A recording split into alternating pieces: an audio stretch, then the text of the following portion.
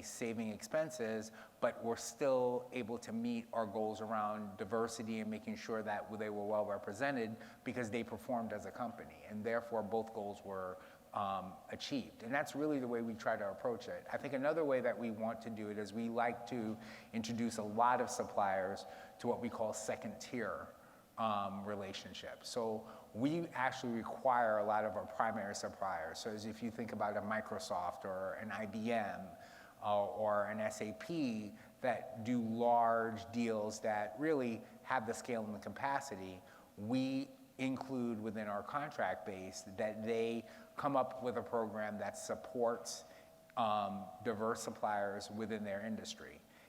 Now, we leave it up to them to design the way they do that, but on a quarterly basis when we meet with them, they have to basically let us know what they're doing to meet that commitment of the contract, whether it be take on a diverse supplier, to subcontract some of the business, whether it be developing a program for diverse suppliers so that they can grow in the capacity in the space that they're in, because we're finding that a lot of diverse suppliers aren't in a lot of the spaces that we're looking for. So therefore, we're leaving it up to our primes, who are the leading companies in these different categories, to help bring these suppliers to capacity. So those are two of the ways that we're looking at being able to do that, so that that next generation of diverse and minority-owned supplier can make it through what we're looking for in the future. And I like that you're talking about the second tier aspect there, because I don't think a lot of entrepreneurs understand that.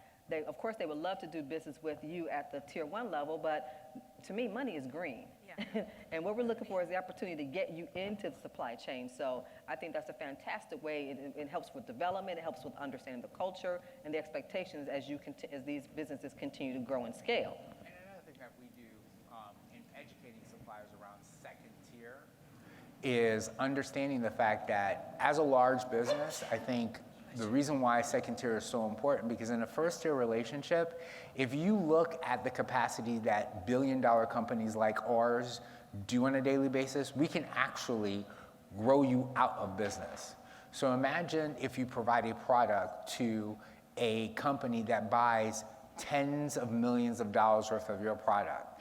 And in a lot of cases, we require, even though we have programs for diverse suppliers, but a lot of companies don't have programs where they require a 60-day payment. So if you have somebody supplying you materials to make whatever product you're doing, so let's say you're making that classic widget. So you go to your supplier, you need to buy $10 million worth of product to make that widget. They're expecting you to pay them in 30 days. Well, if the company you're selling it to pays you in 60 days, where are you going to get the money to pay your supplier and then also buy the next 30 days worth of product? After about 3 or 4 months of that, guess what? You're going to be out of business. So imagine a Walmart where you have to supply all that stuff. So these are the reasons why second-tier relationships are important, or even starting out regionally as a supplier until you can grow in capacity so that you can buy equipment that can make you be able to produce more. And it's about taking baby steps. And that's the reason why we try to partner with other organizations as primes to be able to help that happen. And that's a really good point. As we start thinking about the challenges that suppliers have with those types of arrangements, particularly around the financial terms and being able to meet those types of obligations, Kala, I think this is a really good point that you and I were just talking about earlier. Maybe talk to us a little bit about what is Fifth Third doing to help address some of those types of challenges that we know suppliers have when they're trying to just really build their business, build up to scale, and being in a position to develop at that, to be able to deliver at that level. Thank you, Adrian. And this is a really important topic. I think a lot of times when I attend sessions like this, I'm typically the only banker on the panel because it's directors of supplier diversity and what have you. But I think there's a time now, this is the opportunity for banks to kind of get off the sidelines, because we provide two things that's really critical to success in this space, and that's access to capital and access to information. The access to capital piece is fairly easy, right? We're going to provide the funding for you to be able to scale and deliver on these commitments. But the other piece, and you mentioned this, Francis, and Jelaine and I, we talked about this yesterday, was that we see a lot of businesses actually not make the commitment, and in some cases literally go out of business because they were lent the money either from a bank or some other institution, but they don't have that information around their capital structure or even the contract in general to make sure that they don't go out of business by trying to fulfill that contract. So one of the things that Fifth Third is doing is that we're trying to partner with our supplier diversity arm to bring that information, bring that capital. So one of the things that I do, I refer a lot of my customers over to our supplier diversity area, but when I send them over, they're actually ready, meaning that I know that their financial situation is pretty strong. I understand their management, the management is strong, and then most importantly, the capital structure, right? And we have a dialogue around that contract because I'll have a pretty good idea if they can fulfill that contract based on what their financial situation. So I think it is that opportunity to kind of bring banks into the fold to start having this supplier diversity conversation and not be in silos. At the end of the day, there is a benefit to the banks as well because that's additional customers for you to be able to service, right? So, I mean, there's a win-win here. So it's not like that these companies are just looking for some type of a handout or social program. There really is a business benefit for the banks to be at the table. So thank you for that.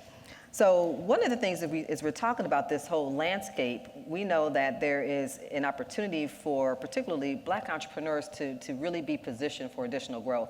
And AT&T is really focusing on Black entrepreneurs right now. So can you tell us a little bit more about what are some of the things that the entrepreneurs should be doing to get ready to do business with you, and how do they gain access to relationships? I know sometimes when we see people, they come up to us at these conferences, and I tell people, even when I was in my role at Toyota, I influence, but I don't actually make sourcing decisions. And they oftentimes want to know, how do you get to the folks who make sourcing decisions? How do you build those relationships? So can you talk a little bit about that? I'd love to take you through the process. So one of the things that AT&T did, I don't know if you heard earlier this year in April, we made an announcement.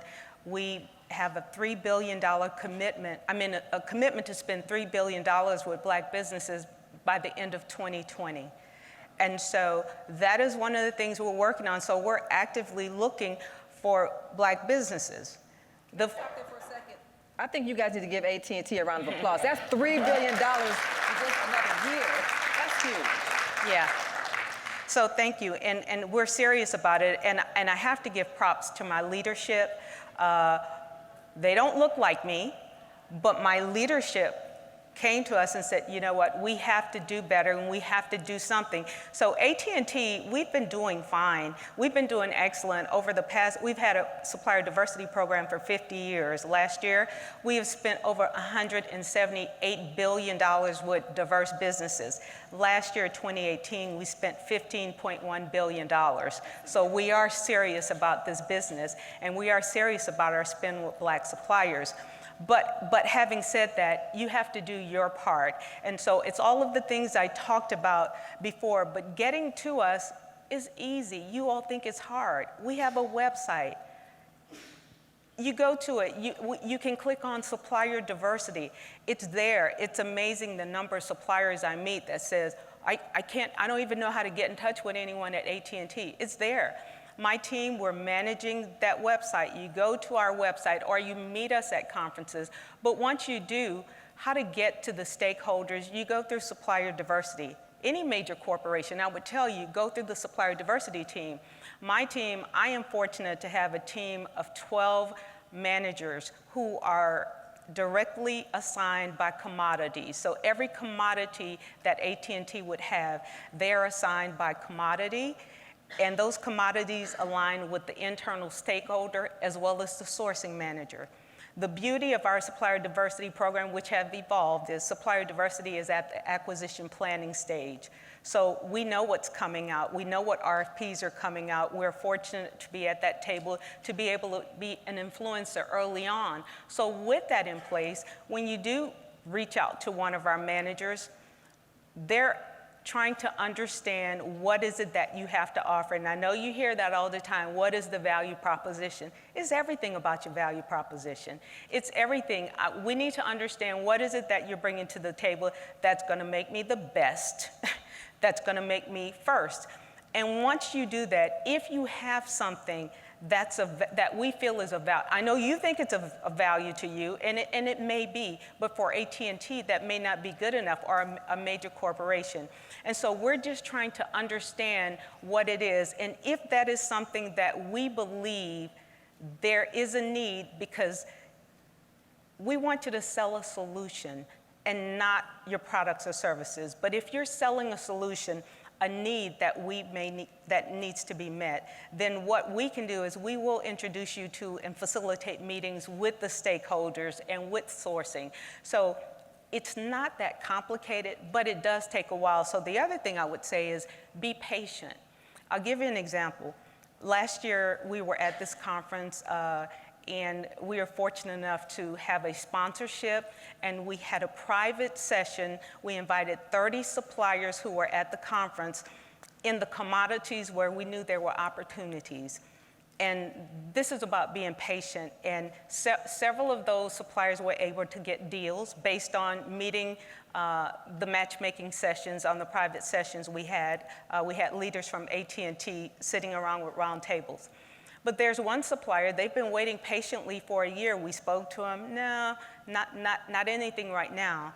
Just 2 weeks ago, we were able to position them with one of the stakeholders. The stakeholders could not believe the product that they had and the service that they had.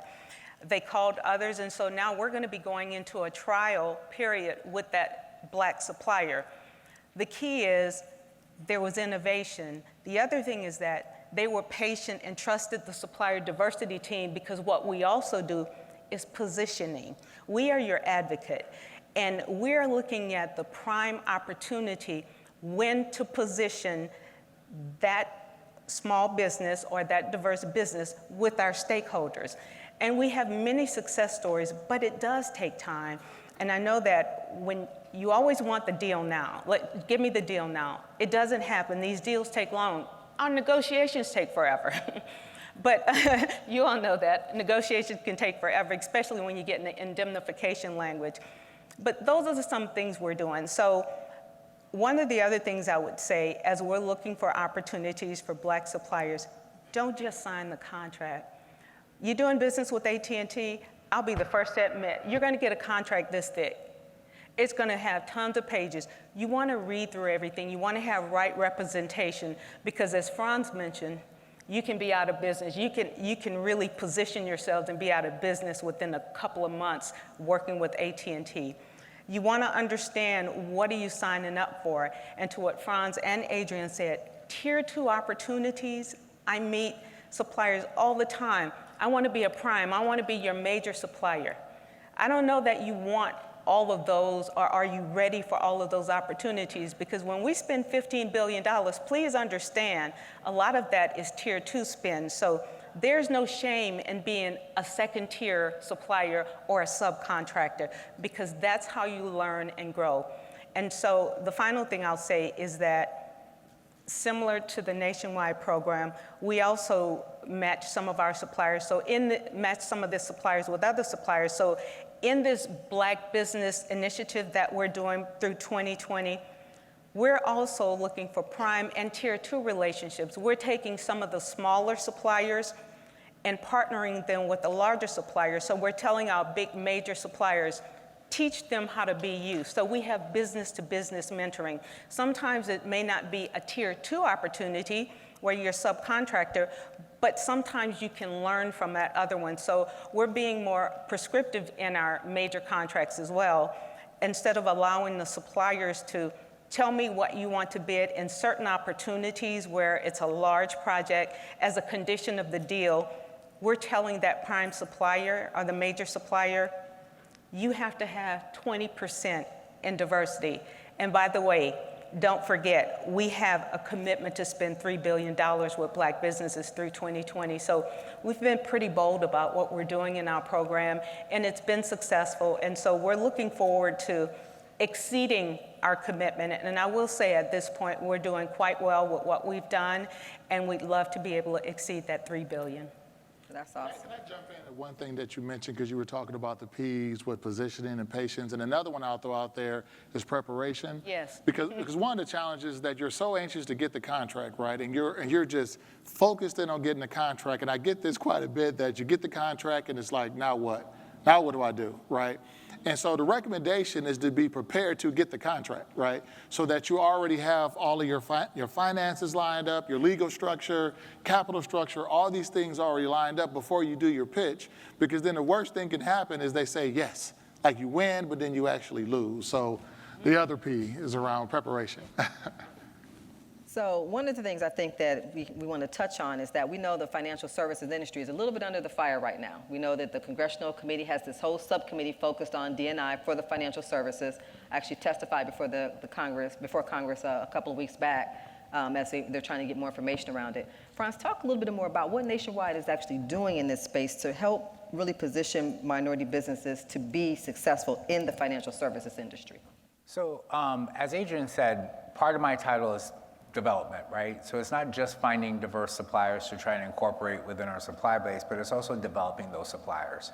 So I'm sure a colleague over here will agree, when it comes to financial services, there are certain things that you as a company are going to have to be able to do regardless of whatever product or service you offer. Because if you think about what financial services do, we don't really sell something physically, right? In most cases, the most important thing that we have is our data, right? All of our customer information. So the very first thing I would suggest that you do in whatever product, I hear from a lot of companies that want to give us software and that want to give us this latest thing that they're doing, but really forget about the part around security, right? I'm sure you hear about cybersecurity, but the reality is whatever product or offering that you're offering, one of the things that we sit there and we actually have some of our cybersecurity experts with us when we do these development classes is to talk around how much time have you spent in developing, especially when you're offering a service or some kind of software or hardware that has to connect into receiving our information, how much time do you spend around actually securing that information? I think everybody here heard about the whole Target issue 2 or 3 years ago around Christmas time, where it caused like a $50 billion mistake because of an HVAC supplier, right? It wasn't even Target's information, it was an HVAC supplier that connected into their information. So the first thing I would say is if you're gonna do business in the financial services industry, one of the things that we're doing is, one, we're showing you some of the paperwork and things that you're gonna have to do around risk profiles, all those paperwork that you've been given to actually fill out. Yes, it's tedious, but the one thing I will say is if you can go through a risk evaluation with one financial services provider, whether it be an insurance company or a bank, you're now prepared to do business with that entire industry. Also, if the product or the service that you're actually able to offer has also gone through those risk profiles, have gone through all the data security challenges that the IT departments within our corporations put you through, you're ready to then move on to the next business. So it is a little hard going through, but once you've done it with one, you're now prepared to move to everybody in the industry. And I think both colleagues will adhere to that. It's not something we're making you go through loops about just because we want you to do it. It's because they're very highly regulated industries. We're dealing with people's money or investments, and the federal government is requiring us to do it. And really, it's the right thing to do to make sure that our customers' data is secure. So we want to make sure that we do business that way with folks. So we run through a lot of these classes. We make you and simulate a lot of the paperwork that you would fill out, whether it is you're offering janitorial services or you're actually giving us software that would integrate with our products and our customer information. So this way, you're prepared to be able to not only do business with us, but anybody else in the industry as well. Thank you for that. And I can sit here and just talk to you guys about this all day, but we want to give the audience an opportunity to be able to ask you a few questions. So we're going to open it up right now for anyone that may want to ask the panelists a question. The only thing that we ask is that you keep your question very brief, very specific, and allow them to answer appropriately. So is there anyone that would like to come up and ask a question of the panelists at this time? This is your opportunity, so I would think that line would be kind of full right about now. All right, yes. This is for Miss Bolden with AT&T. So you mentioned that you had $300 million. That's the commitment that you all want to spend by 2020. My question is, are you all providing services similar to Nationwide, what Mr. Frantz just said? Because I think that there's a huge information gap of how we even go about filling out these RFPs. Some of us may not even know what that is.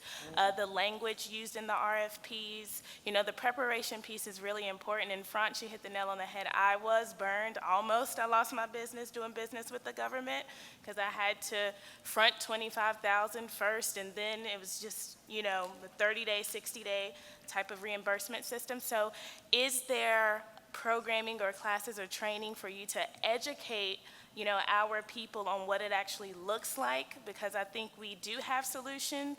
We just don't necessarily know the process to deliver it to you all and sustain our businesses. Good question.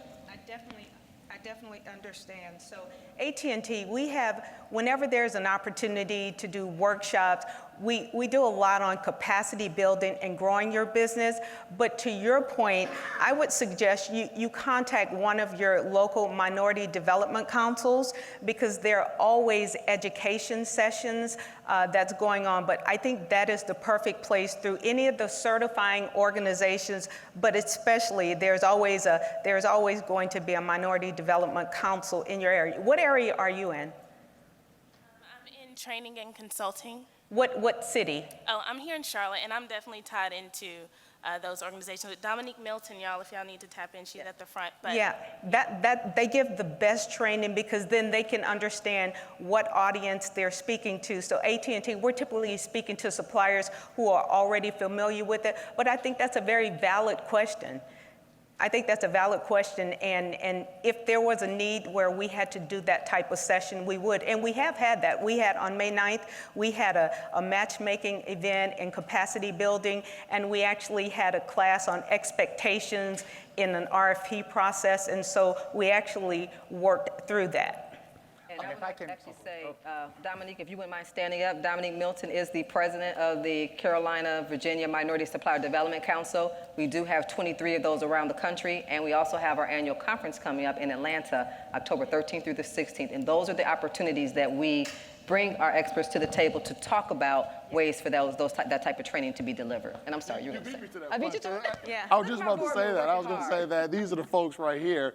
That's the mission of the NSDC, right, to do that. I will also add to your point that in every city there's these organizations, including our organization as well, that can provide that information, that access. So the idea is just to go out there and find it. They have access to capital as well, so it's not just the expertise. They'll also be able to help you with your capital structure as well. And then another thing I would say, just to piggyback off of that, to both of these agreements points, is also do research on the organization, because I can tell you that I know in both cases of AT&T as well as Nationwide, we actually have programs that we work with at the SBA. We have an initiative that they're doing in which, for example, to your point when you brought up the payment terms, we actually have a program that we co-work with the SBA, and so does AT&T, because I know they're part of that partnership, where we actually have 15-day payment terms with small businesses to avoid exactly the process that I talked about earlier and that you went through. So going through company websites to know those type of things on top of just capacity building will help at least start to begin your search, so you can, you may have the best product for a lot of different companies. That doesn't mean a lot of companies are good for you. So you may want to find out whether or not this is something that you can possibly do at whatever stage you are in your business. Good point. Next question.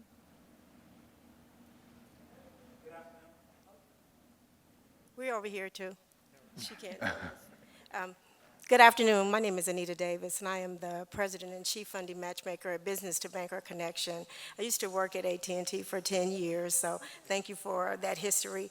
And I used to be a banker for 20 years.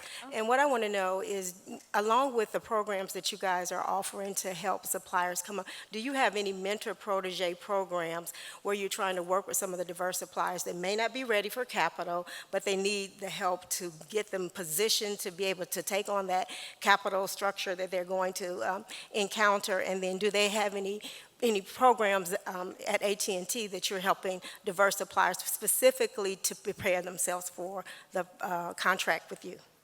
So that at AT&T, that was the program I mentioned earlier, not the mentor protege per se, but it runs similar to that, where it may not be the subcontracting tier 2 opportunity, but we do set up business to business fostering in certain commodities. It's based on the needs of the business. So if it's an emerging technology, for instance, and said, boy, it would be great to have more diverse businesses in this area, then what we'll do is get with one of our major suppliers in that area and facilitate a business-to-business fostering, meaning teach them how to be you, how to grow to scale like you.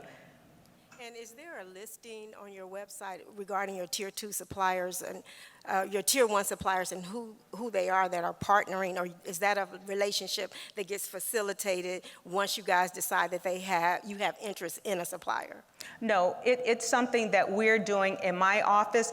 Once we meet a supplier and they're not ready in terms of a financial contract, but it's like, boy, but they have a great idea and they just need mentoring to help them, because we meet a lot of suppliers, they just need that extra push, and it's different than the education you would get in the regular courses and capacity building, and so it's something that we would be doing, but I'd be glad to talk to you about it afterwards.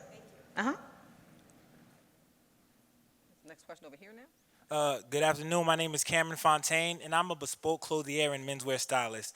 So my procurement needs are a little different than the traditional procurement needs that you were talking about here, but I definitely want a piece of the pie.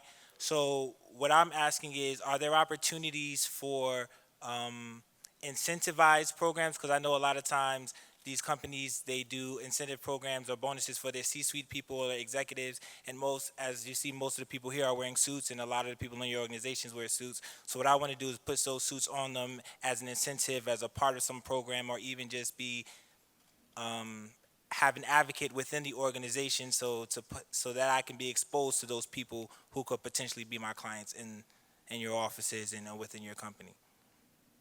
Can you rephrase the question again? I think I lost you a little bit. So I'm a custom clothier and menswear stylist. So I sell custom suiting and shirting.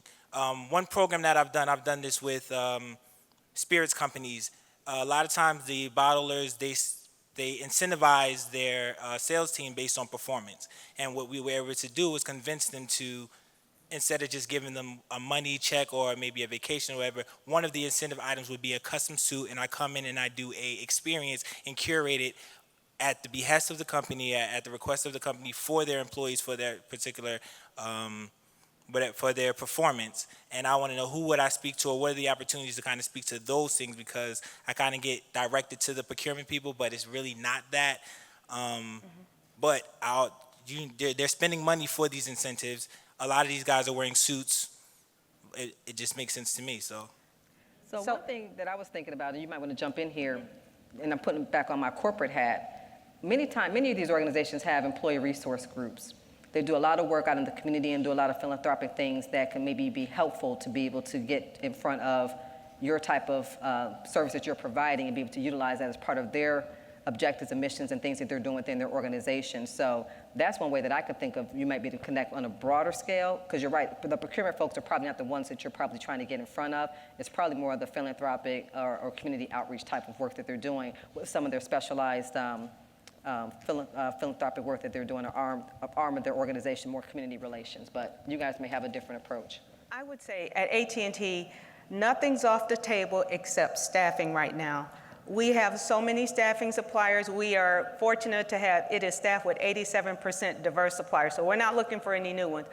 Nothing's off the table. It depends on that pitch and that idea, because if you can give us something succinct and something that shows the value to us and how it would, it's not a competitive edge, but we are good about rewarding our employees. So be able to refine that and be able to tell us what it does, and we can get you in front of somebody to do a pitch, but it's going to have to go through us, and it's just going to have to make sense.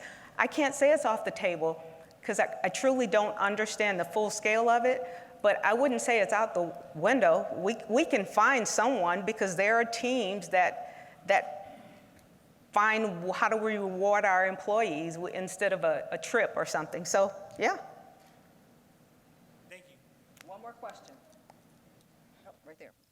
Marlon Smith, Success by Choice. Really have enjoyed this panel. Thank you very much. I wanted to just kind of piggyback on what you just answered as far as RFPs and whatnot. And you talked about stakeholders. You know, as far as if you have an idea for how it can benefit your company as far as that competitive edge, what would be the process? Would it be just going to the website, as we heard, you know, with AT&T? If you wanted to submit a unsolicited proposal, you have a business idea, or is it just really RFPs that you're dealing with? Well, I'll say in Nationwide's case, we're always, I think to Adrian's point, I think your best bet if it's unsolicited and it's not something where you're either in Columbus or where AT&T is located at and you have the ability to access us directly, I would work through a local council. I think if you look online, to Adrian's point, they're all over the country. So based off of wherever you are, and where are you based out of? Charlotte. So you have your council president right there. I think at an event that we would come to, I think the October event in Atlanta would be a great example where you're going to have multiple opportunities to actually either speak to any of us at our booths to have the conversation.